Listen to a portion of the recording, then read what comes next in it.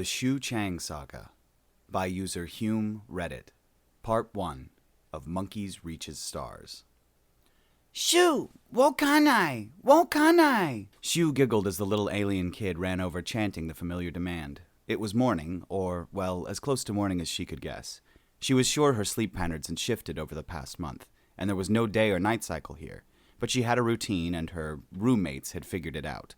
Every morning she would stretch and practice her forms, and the aliens, looking for all the world like human-sized bipedal raccoons, liked to watch her do it for some reason.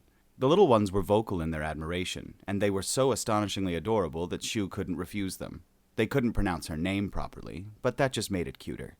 She didn't know what they were saying, but she'd figured out that wokanai was their way of asking her to practice. The adults just liked having their children distracted from their horrible circumstances. Xiu stood, having finished washing her face in the running sink of water that occupied a single corner of the large gray room. Her clothing, a simple t-shirt and leggings, were getting grimy and smelly, and her long hair hung limply. 3 weeks locked into this large gray room without a shower was wearing her down. After the first week, she'd finally surrendered to necessity and given herself the most miserable and cold sponge bath ever, using one of her leg warmers as a cloth, and trying to ignore the curious gazes of the raccoons as she removed her clothing. They may have been aliens, but that didn't mean she wasn't blushing furiously the entire time. Still, it had made her feel better. She probably wouldn't need to wash so much if she didn't exercise, but being a prisoner didn't mean she wanted to lose her hard-earned muscle tone. It was hard enough to work up a proper sweat in the lighter gravity of wherever she was. She tossed her impromptu washcloth over by her winter coat, which was folded up on the hard slate-gray floor where it had been acting as a pillow since her arrival. She looked over at little Myun and beckoned. The little alien chittered, which she had guessed was their version of a happy laugh. The lights of the high ceiling shone brightly upon them as she walked over to an open area of the room and sank into a deep mabu, or horse stance. Myun imitated her, though with far less success. The aliens had long bodies and short, stubby legs, so they had a harder time balancing. She slipped into the form, letting her arms and legs move with the confidence of endless repetition. Her pace was slow. When she'd first started these exercises shortly after her capture, she hadn't wanted to alarm the aliens she was imprisoned with. When some of the little ones had begun imitating her, she hadn't wanted to outpace and embarrass them, so she moved at a rate that was closer to a Tai Chi meditation instead of the violent sharpness of Xing Yi or swirling movements of Bagua. Beside her, Myun tipped over, but chittered in good humor. Ima smiled as Myun flopped over again in her attempts to imitate their fellow alien prisoner. The other 3 children watched in fascination as the human female stretched and contorted and balanced her body in ways that were astonishing. Yet the movements were incredibly graceful, beautiful in their elegance. They didn't know why she danced for them, but the cubs loved it, and it was a welcome distraction even for the adults. It helped them forget that they were all lab animals, trapped in a cage. They'd been snatched by mercenaries on a simple trip between their homeworld, Gao, and the second colony, Gorai. A settler ship full of females and children. The males had spent their lives bravely resisting the invaders, but there had been simply too many of the huge 4-armed locale, armed with pulse rifles that were several centuries more advanced than their own. Her species was a clever one. They'd progressed from flight to their first space stations in less than 200 stellar rotations of their homeworld, which was apparently a new galactic record, but they were still latecomers on the scene. The more helpful of the other species of the galaxy had warned them that it was an unfriendly place, especially for those species that had yet to join the Galactic Council properly. The Gaoians were cautious by nature. The offer to join the Council and the vague hints of consequences if they didn't had sounded a little too much like bullying, so they wanted to carefully examine the fine print. They'd been right to be concerned. Some of the trade regulations weren't acceptable, and some requirements impinged on their sovereignty. The sticking points had been worked through, however, and there was hope that they'd be a full, proper member of the interstellar community in less than 10 stellar rotations. It really wasn't a surprise that some races wished to victimize the Gaoians as they could before they joined the club. Their captain and crew eliminated, the females and children had been herded into cages on the mercenary ship. Their own vessel, and the evidence, had been destroyed with a core overload. Trapped in the cages, they'd been taken to this installation on an unoccupied world, shoved into this single large room with its embarrassing amenities, and left to wait for their fate. Every day, someone different would be taken. The ones who returned spoke of experiments. It was no shock to learn that their captors were Kortai, the vile scientists of the galaxy. Blood was drawn, biopsies taken, fur shaved. One of the young females had returned missing an eye. Another had her arm taken below the elbow. Their bodies could be repaired if they managed to get home, but their spirits would remember, and they were the lucky ones. 2 of their number had never returned at all. It made Aima's whiskers quiver with rage. On Gao, females were sacred, second only to the cubs. The males had many clans, but the females had only one. Every female was clan with every other, and woe be to those who harmed the clan. The males would compete and war as their instincts demanded, but they always kept it amongst themselves. A male who harmed a female would find it impossible to mate. If a male harmed a cub, he would be torn apart by every female in reach and by every male who ever hoped to have a cub of his own. So far, the Kortai and their thuggish henchmen had yet to try to take one of their cubs, but Aima knew it was only a matter of time. It shamed her to think, but she hoped they took Xiu first. She liked the strange alien, but the fact remained that she wasn't Gaoan and wasn't clan. Although Aima was reasonably certain Xiu was female, the breasts might have been large and oddly placed, but they were breasts, even hidden under the clothing. She'd been dumped into their holding cell straight from a holding cage, just as they had been, mere hours after their own arrival. She'd been obviously terrified of them, just as they'd been of her. She'd cowered in the corner for near a day, and they hadn't approached. She obviously didn't have a translator, and didn't understand a word they spoke, nor did her strange words mean anything to them. Aima had noticed that she spoke at least 2 languages, as the harsh barking sounds and the sing-song words that sounded so similar to Gaoan couldn't possibly be the same tongue. Eventually, it had been Aima herself who had broken the tension, offering the furless humanoid a nutrient sphere, the semi-solid gray suspension of basic proteins, carbohydrates, and minerals that was edible by all species and palatable to none. She'd had to pantomime their purpose, finally eating one in front of her and leaving another on the floor and backing away. Xiu had timidly picked it up, and finally 2 days of hunger had pushed her into taking a tiny bite. Aima had chittered in laughter. Disgust transcended language. But the alien female had finished the sphere and then astonished them all by standing to move over to the dispenser embedded into the wall to consume 4 more. After they'd haltingly exchanged names in the clumsy way of first contacts everywhere, Aima had pointed to herself and said, "Aima." Then she'd pointed around at all the others, "Gaoan." The alien pointed at Aima with a long, slender finger from one hairless hand, so much like a Kortai's but with fewer digits. "Aima." Aima bounced her head in affirmation. "Gaoan." Encouraged, she gestured again. Aima pointed at a nearby female, "Ujali." Then at the little cub who was currently peeking out from behind her. "Myan." One by one, she introduced each of the members of their ill-fated voyage. When she was done, she looked at the alien expectantly. The alien realized after a moment, then pointed at herself. "Xiu," she said. "Human." The human was friendly enough once the ice was broken, understandably nervous, and after a while Aima realized it wasn't just because of their circumstances. In fact, Xiu seemed to barely have a grasp on their predicament. After some clumsy sign language communication, Aima realized that their lone visitor was from an uncontacted species. She felt even more sympathy for the lost humanoid. The Council considered species without FTL ability as barely sapient, and certainly wouldn't expend any effort in returning her home. She had no way to tell Xiu this, and wasn't sure it would help her at all even if she could. She watched with them as every day the huge guards would open the door, pick one of the Gaoans and drag them off for study and experimentation. She saw how resistance was met with pain sticks, the merest touch enough to leave an adult female twitching in agony on the floor. The body language of another species was always hard to decipher, but Aima was confident the strangely mobile and expressive face of Xiu showed horror each time. The fright and despair was broken only by boredom. Their cage was a large, square room with only the nutrient dispenser, the water fountain, and a single omni-species toilet with only a single thin wall for privacy. There was no stimulation, and the cubs were understandably restless within a day. The adults had no desire to burden the children with their own lack of hope, but they also had nothing to distract them with. Xiu, apparently, also experienced boredom.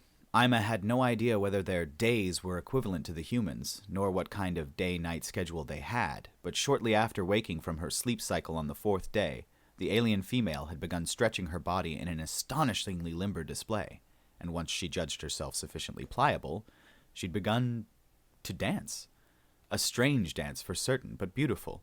She moved in a circle, her movements as smooth as oiled machinery. Her upper limbs would extend like wings or thrust in front of her. She sometimes crouched amazingly low or leaped incredibly high, and when she landed it was with barely a whisper. Aima had thought the creature was a mammal, possibly a primate, but with such displays she had to wonder whether Xiu was actually avian. The cubs, who had begun to become listless and left with nothing but their fear, had been delighted. Xiu breathed softly as she traced her way through the Bagua Negong, her hands drawing lines and circles gently in the air. Beside her, Mian imitated her as best as her short limbs allowed, and Xiu couldn't help but smile. She kept her lips shut, but she'd read once that humans and other primates were unique in showing teeth as a friendly gesture, and she didn't want to frighten anyone.